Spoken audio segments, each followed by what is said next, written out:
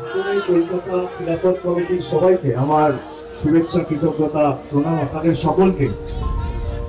ঈদ মুবারক।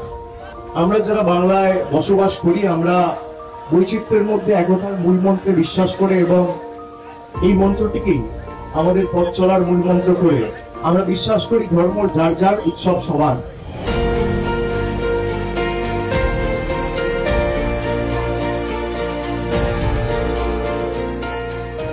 আমি আশা করি এই সম্প্রীতির বাংলায় যারা বেশ কিছুদিন ধরে আগুন নিয়ে খেলা করে আমাদের বাংলাকে অশান্ত করার চেষ্টা করছে, कोई भी इनका षड्यंत्र में पैर नहीं रखना और हम मरते दम तक बंगाल की एकता को बरकरार रखने का संकल्प आज आप सबको साक्षी मानकर लेते हैं।